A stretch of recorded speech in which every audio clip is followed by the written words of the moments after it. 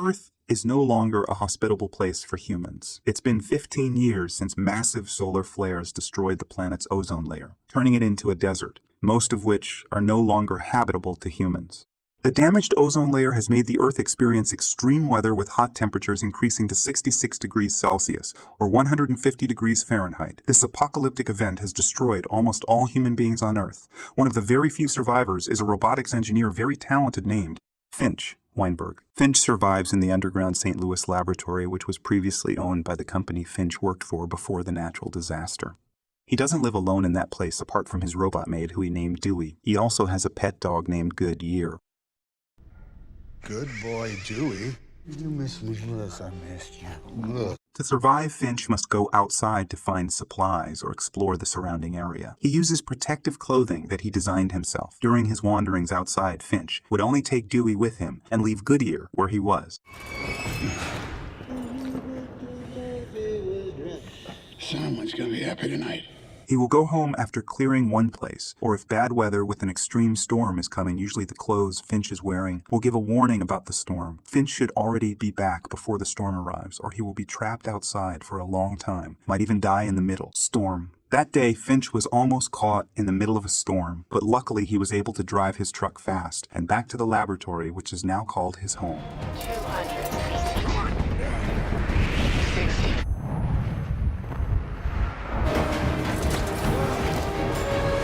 Every time he comes home, Finch has to clean up first before entering the room where he lives. Goodyear will greet him every time he comes back. Their relationship is very harmonious. Goodyear doesn't even want to eat if Finch is starving. The two of them love each other. Finch really loves Goodyear. He is the only living creature who is now his friend. But Finch is actually worried about Goodyear if Finch dies later. Finch is actually dying from an illness that appears to be the result of radiation poisoning.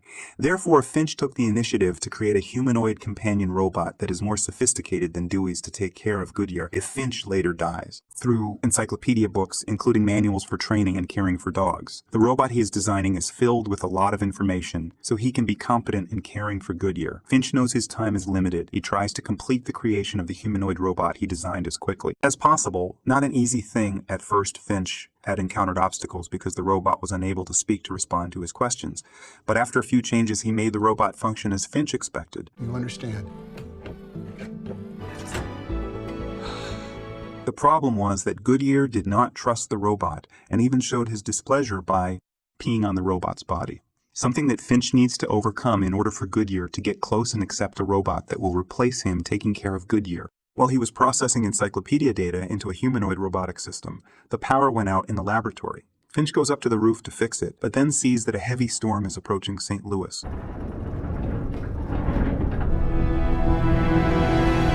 He checks the weather forecast and how long the storm will be in St. Louis. Through his humanoid robot, Finch gets the bad news that the storm will wreak havoc on St. Louis for 40 days. In the span of time during that storm will definitely destroy the area and will kill him. So they had to find a much safer place and leave St. Louis that day before the storm arrived. Finch thinks of heading west towards San Francisco. Race against time, Finch can only access 72 of the data from the encyclopedia into the humanoid robot system after attaching the robot's head to his body and then teaching him to walk. Finch takes Goodyear, Dewey, and the humanoid robot, departs in a car he has modified to survive outside in extreme weather. They all left for San Francisco. The trip was made even more lively by the presence of humanoid robots who kept on talking, like children who had just been invited to see the outside world by their parents. Finch answers many of the robots' questions, including questions of wonder why there are no people on the streets they're walking on, even though from the data he has in his system, the information states there are 600,000 people in the city.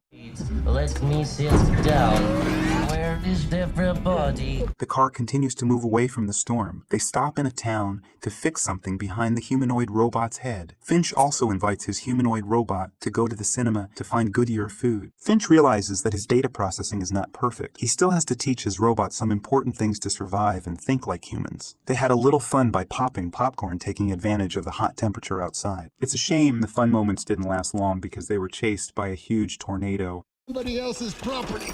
Ugh.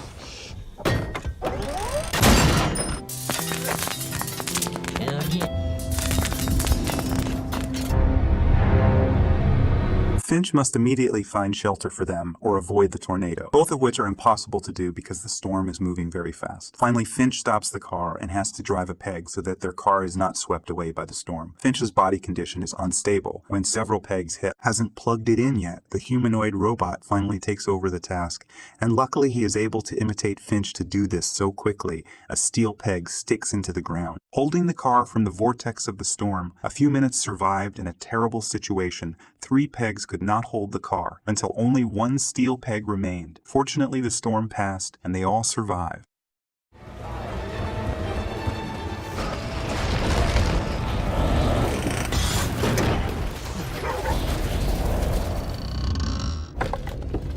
I am okay. After a storm passes, Finch gets out and sees that one of the car tires has been crushed. They have to replace it. It's a shame, even though he had a spare tire but didn't have a car jack with him, he was confused about the situation. But fortunately, for the first time, a humanoid robot took the initiative by lifting the front of the car and becoming a replacement jack for Finch. This is progress that really needs to be appreciated. No jack. Mistake.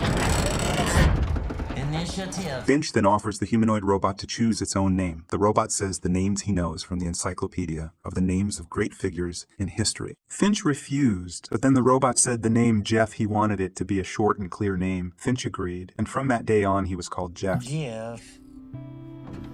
Jeff? Welcome to the world, Jeff. Then the next day, Finch woke up after hearing Goodyear barking, accompanied by another barking, which turned out to be from Jeff, who was taking the initiative to learn dog language. He wanted to be close to Goodyear, but Goodyear didn't seem to like him. Finch, who woke up because of all the noise that morning, said to Jeff that Goodyear just didn't trust Jeff, so he was wary. In a way, it did take time to build a closeness between them. He was confused by the concept of trust. He had asked Finch, but Finch also couldn't explain his trust in Jeff. Instead, he told about his own experiences regarding trust, a story that Jeff also couldn't understand. But when Finch wanted to explain it, his condition relapsed and got worse. He stopped at an abandoned cafe. Resting there for a while, Jeff is asked to build a report with Goodyear, which ends badly as Goodyear goes on a rampage. Finch takes Goodyear with him into the cafe, while Jeff is asked to look after the car. But a curious Jeff plays with the car and tries to learn how to drive, which ends with him crashing his car.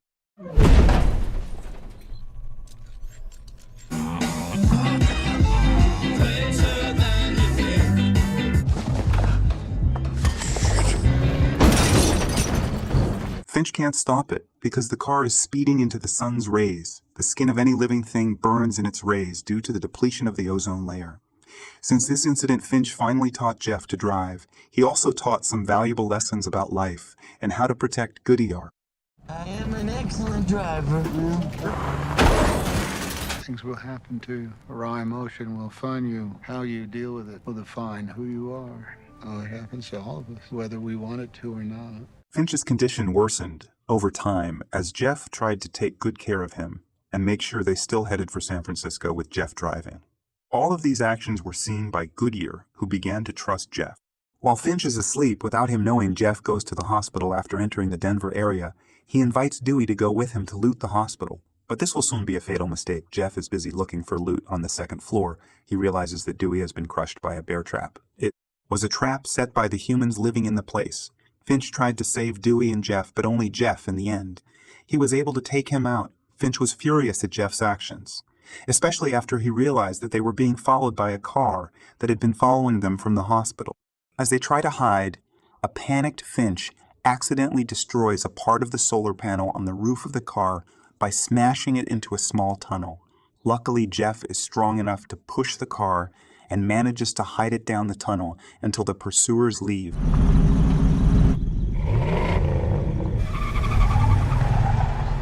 But after all that tension, Finch seemed to be getting desperate. He didn't know whether he could survive without using solar panels or not. This time, Finch doubted he could survive the journey they were about to go through. He also finally told another story to Jeff, a touching story about how he found and saved Goodyear on the streets after the previous owner, a little girl, was killed because of the struggle for food that occurred after the ozone layer was damaged.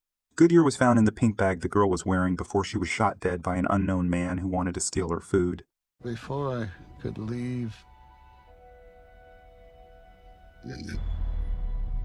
and then bang, bang, bang, bang, bang. He couldn't bear to leave Goodyear alone and decided to take him with him. Then the next day, 480 miles to San Francisco, something surprising happened that made Jeff break. Jeff hit a butterfly. Yes, a tiny insect that should be impossible to live in extreme weather. He immediately woke Finch to see what he hit. The butterfly still stuck to the windshield was a surprise for Finch too.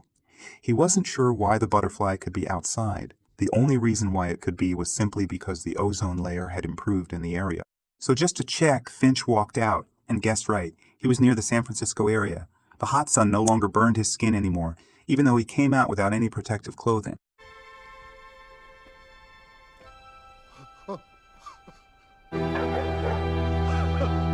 Finch is so happy he's gone out in a suit, after a long time.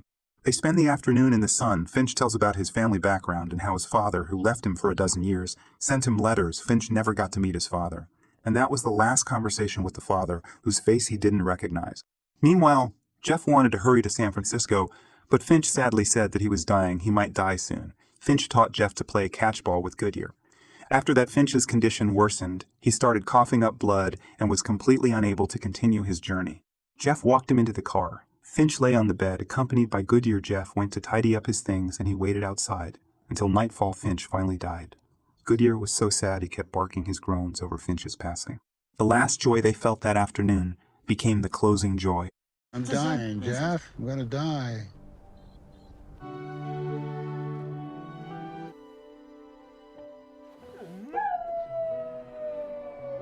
Before continuing his journey, Jeff then cremated Finch's body using a pile of wood. Finch's body wrapped in white cloth he burned along with his protective clothing.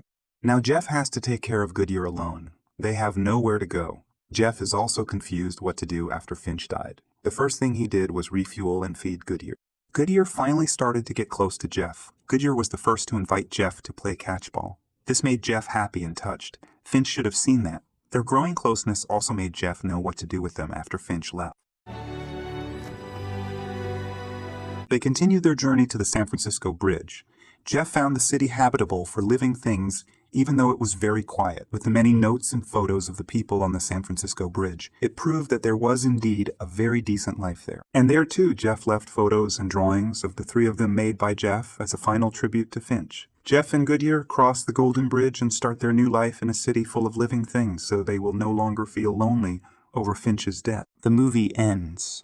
Thank you for watching this video. Make sure you subscribe, like, comment, and share to help me grow this channel. Turn on notifications for new updates. See you next time.